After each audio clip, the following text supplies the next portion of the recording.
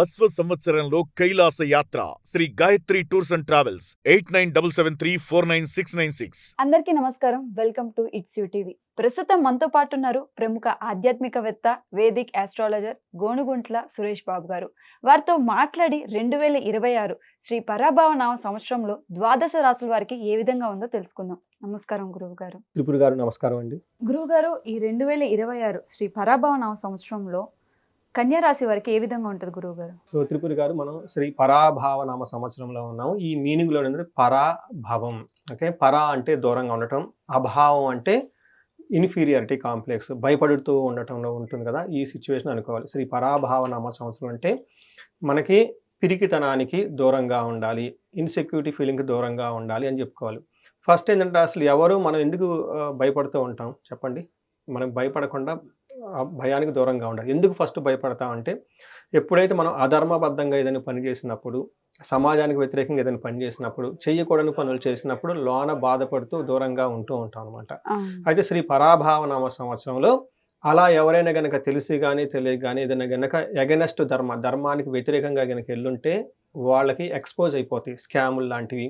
వాళ్ళు ఏమైనా తప్పులు చేసినా, రాజకీయ నాయకులు ఉన్నా, మేనేజర్ లెవెల్ పొజిషన్లో ఉన్నా, సి లెవెల్ పొజిషన్లో ఉన్నా, ఇలాంటి వాళ్ళు లేదంటే తెలిసి ఇంటెన్షనల్గా వాళ్ళు పబ్లిక్ ఒక రకంగా ఉండి లోన ఇంకొకటి చేస్తూ, వాళ్ళ స్టాఫ్తో ఒక రకంగా ఉండి లోన ఇంకొక విధంగా ఉంటే ఏదైనా గిల్టీ పనులు చేస్తే అవన్నీ బయటపడిపోతూ ఉంటాయి. అప్పుడేమవుతుంది? పరాభవం ఎదురవుతుంది అని చెప్తారు. అంటే ప్రతి ఒక్కరికి పరాభవం అవ్వదు. ఎవరైతే అధర్మబద్ధంగా తెలిసి తెలవక ఉంటామో ఆ యొక్క తప్పులకి మనకు బయటకు కనిపించేస్తుంటుంది. ఎప్పుడైతే మనం జ్ఞానాన్ని తెలుసుకుంటామో సన్మార్గంలో వెళ్తాము. ఎప్పుడైతే మనకు తెలవకుండా రాంగ్ ట్రాక్లో వెళ్ళిపోయిన రిజల్ట్ రాదనమాట. సో శ్రీ పరాభావ నామ సంవత్సరం అది ధర్మబద్ధంగా ఉండే వాళ్ళకి, హార్డ్ వర్క్ చేసే వాళ్ళకి అద్భుతమైనది. తెలిసి తెలియక తప్పులు చేసే వాళ్ళకి, అలాంటి వాళ్ళకి ఇది వాళ్ళ యొక్క పతనాన్ని చూస్తూ ఉంటుంది, అపజయం వస్తుందని చెప్తూ ఉంటారు. సో ఈ పరాభావ నామ సంవత్సరంలో 12 రాసులకు ఎలా ఉందో మనం చూద్దాం. ముందుగా ఓం గం గణపతియే నమః. స్వర్ణలక్ష్మి నమస్తే అస్తు. పరబ్రహ్మ స్వరూపిణి రాజ్యం దేహి ధనం దేహి సర్వకామాంచ దేహి మే. మనం 2026 ఓకే శ్రీ పరాభనామ సంవత్సరం గురించి చెప్పుకుంటూ ఉన్నాము. ఈ శ్రీ పరాభనామ సంవత్సరంలో కన్యరాశి వారందరికీ స్వర్ణలక్ష్మి అమ్మవారి యొక్క కృపా కటాక్షం ద్వారా అందరికీ బ్రహ్మజ్ఞానం ఉండాలి. బ్రహ్మజ్ఞానం అంటే ఏంటంటే చాలా పెద్ద పెద్ద డెఫినేషన్ ఉంటాయి. సింపుల్గా చెప్పుకుంటే మన దగ్గర కొన్ని అందుబాటులో ఉంటాయి, కొన్నిసార్లు మనకు అందుబాటులో ఉండదు. మనకు కావాల్సిన కొన్ని ఇష్టంగా ఉంటాయి, కొన్నిసార్లు నచ్చకపోవచ్చు.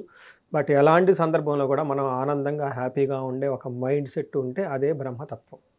అది అర్థం అంతా ప్రతిదీ హోలిస్టిక్గా చూస్తూ ఉండాలి, ఆధ్యాత్మికంగా పవిత్రమైన భావంతో ఉండాలి. ప్రతిదీ పవిత్రమైనప్పుడు ఇంకేముంది ఉంటుందండి? ఎవ్రీథింగ్ ఈజ్ గుడ్ కదా. ఇలాంటి ఒక బ్రహ్మ మైండ్ సెట్ మనం ఫస్ట్ ఉండటమే బ్రహ్మతత్వం. అమ్మవారి యొక్క కృప వల్ల అది మన అందరికి ఉండాలి. రాజ్యం దేహి అంటారు. రాజ్యం అంటే ఏంటంటే అధికారం ఉండాలి, పవర్ ఉండాలి, స్టేటస్ ఉండాలి, రిప్యుటేషన్ ఉండాలి, కీర్తి ప్రతిష్టలు ఉండాలి. మనం ఒక మాట చెబితే ఆ మాటకి విలువ పెరిగి మనకి అందరూ మనం ఏమంటారు దాన్ని ఒబే చేసే విధంగా ఉండాలి. ఇలాంటి ఒక జ్ఞానం తత్వం మనకు రావటానికి, ఆ యొక్క శక్తి మనకు రావటానికి అమ్మవారు మనకు ఉపయోగపడి రాజ్యాన్ని ఇవ్వాలి. అలానే ధనం దేహి అంటే ధనం మహాధనం అని చెప్తూ ఉంటారు అన్నమాట. సంపదలు ఉండాలి, ధనం ఉండాలి, అన్నీ ఉండాలి.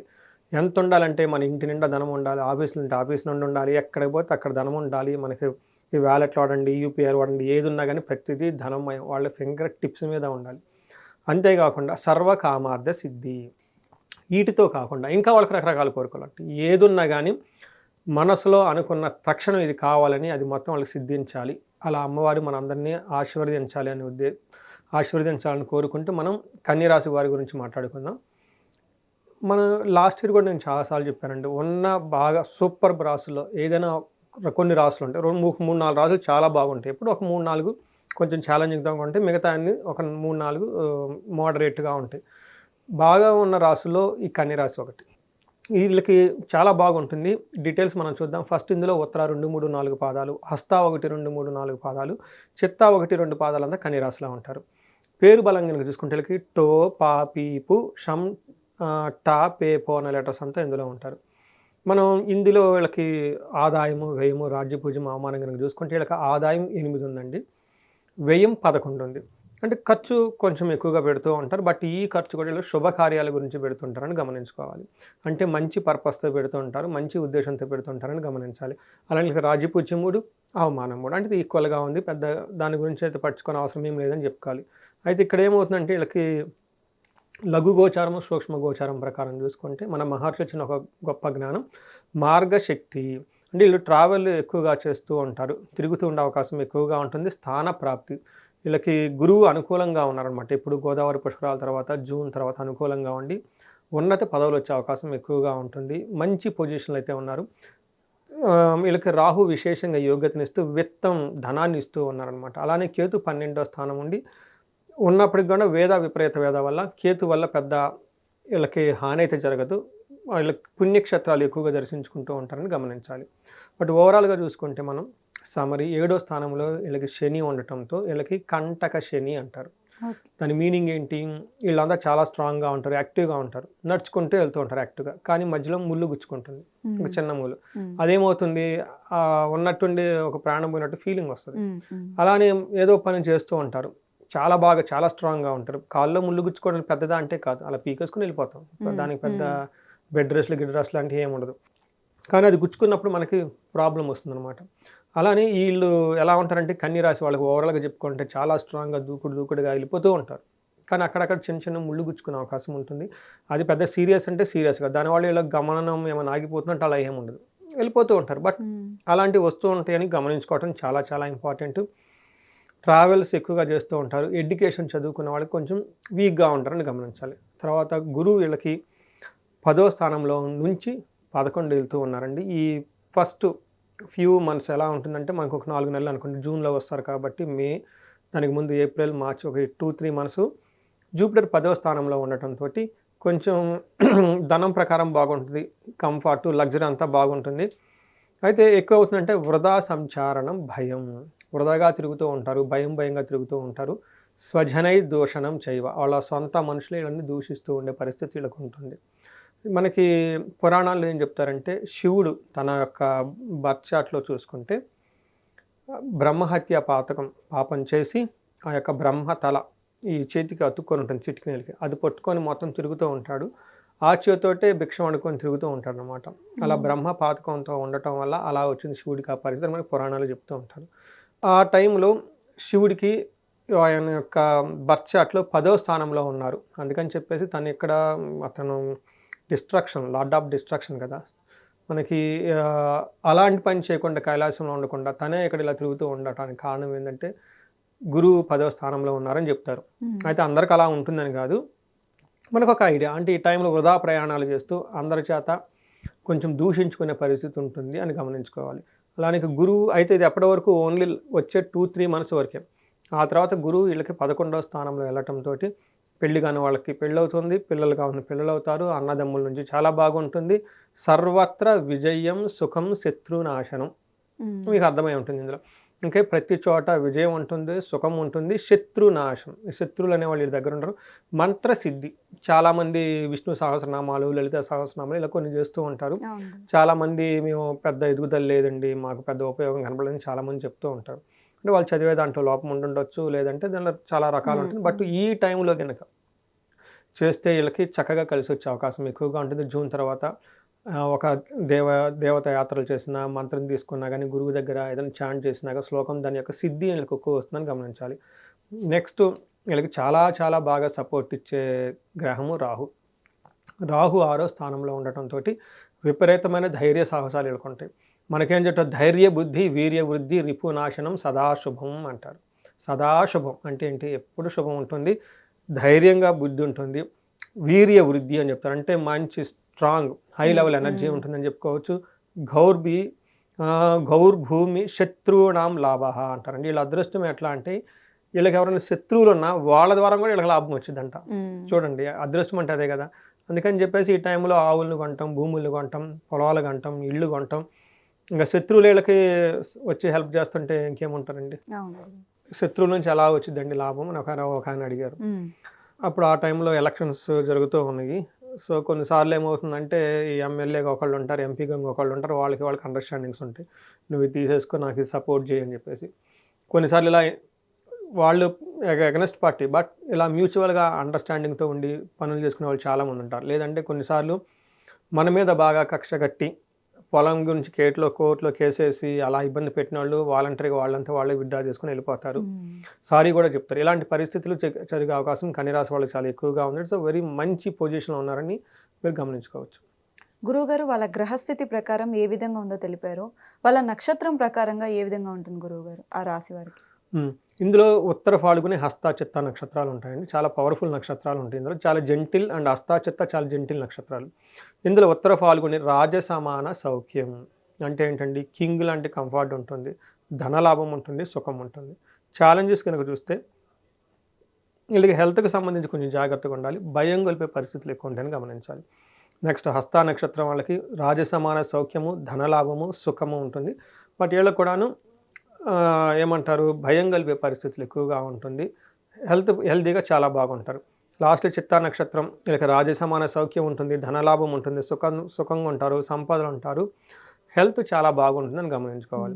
అయితే వీళ్ళకి భయం గొలిపే సంఘటనలు లేదంటే ఆగస్టులో కొంచెం అనుకున్న పనులు మధ్యలో ఎక్కడన్నా కుంటూ వాయిదా పడే అవకాశం ఎక్కువ ఉంటుందని గమనించాలి. గురువుగారు వాళ్ళ నక్షత్రం ప్రకారంగా కానీ లేకపోతే గ్రహస్థితి ప్రకారంగా కానీ చాలా చక్కగా వివరించారు.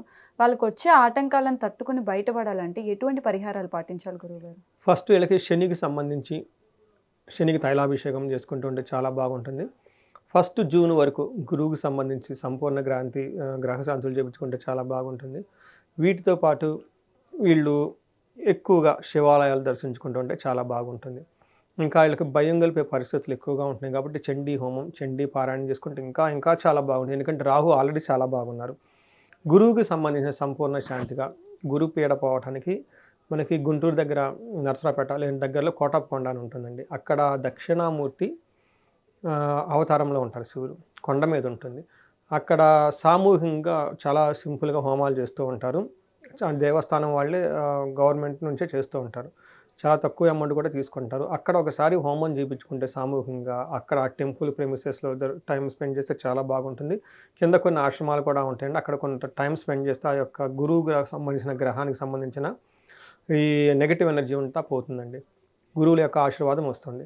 నెక్స్ట్ వీళ్ళకి చాలామంది ఈ రాశి వాళ్ళకి 35 నుంచి 45 సంవత్సరాలు కనుక వాళ్ళ యొక్క వయసు ఉండి ఎక్కడైనా లైఫ్లో ఆగిపోయాము, గ్రోత్ లేదు అనే ఒక ఫీలింగ్ వస్తే కనుక ఇండివిజువల్గా జాతకం చూపించుకోవడం చాలా అవసరం.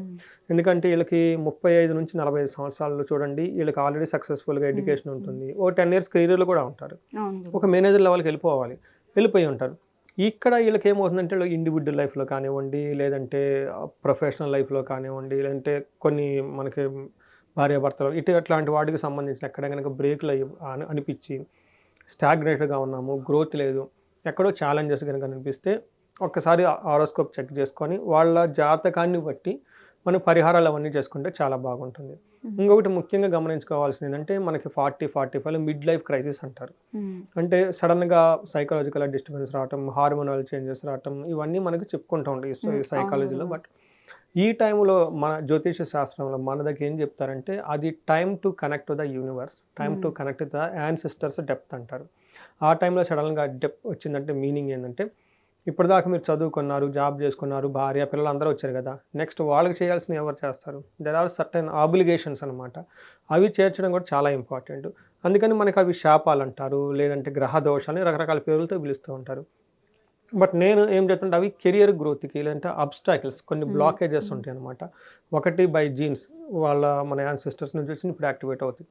రెండోది మోస్ట్ ముఖ్యమైన ఎవరికి తెలవదు ఏంటంటే దోషాలని కూడా అంటారు. వీళ్ళ జన్మ జాతకంలో కొన్ని గ్రహాలు ఎక్కడో దోషాలు ఉంటాయి.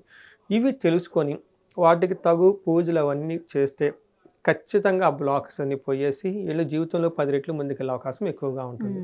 ఉదాహరణకి స్వర్ణలక్ష్మి విశేష హోమం చేయించుకుంటే మల్టీ సోర్సెస్ ఆఫ్ ఇన్కమ్, చాలా బహువిధాలుగా ఆదాయం వస్తుంది. రెండోది విశ్వావసు గంధర్వరాజ హోమం, చక్కగా మ్యారేజ్కి సంబంధించిన వ్యవహారాలు, తర్వాత అన్యోన్యతకి సంబంధించిన వ్యవహారాల్లో బాగా ఉపయోగపడుతుంది. అలానే శత్రుబాధ లేదంటే రాజశ్యామల హోమం, చాలామంది అధికారం గురించి ఇవన్నీ చేసుకుంటూ ఉంటాం. అలా వాళ్ళకి ఇండివిజువల్ యొక్క హారోస్కోప్ చూసుకొని కొన్ని పురాణాల్లో చెప్పిన కొన్ని రహస్యాలు కొన్ని ఉంటాయి అన్నమాట. వాటి ప్రకారం బేస్ చేసుకొని వాళ్ళ హారోస్కోప్ని అనాలిసిస్ చేసి వాళ్ళకి ఎగ్జాక్ట్‌గా ఎక్కడ లోపం, ఎందుకు ఎదగలేదని తెలుసుకొని తగు పరిష్కారాలు కనుక చేసుకోగలిగితే వాళ్ళు లైఫ్ 10 రెట్లు ముందుకెళ్ళే అవకాశం ఎక్కువ ఉంటుందండి. ఓకే. చాలా చక్కగా వివరించారు గురువుగారు. వాళ్ళకి మరిన్ని శుభ ఫలితాలు కలగాలని కోరుకుంటూ ధన్యవాదాలు గురువు. ధన్యవాదాలండి.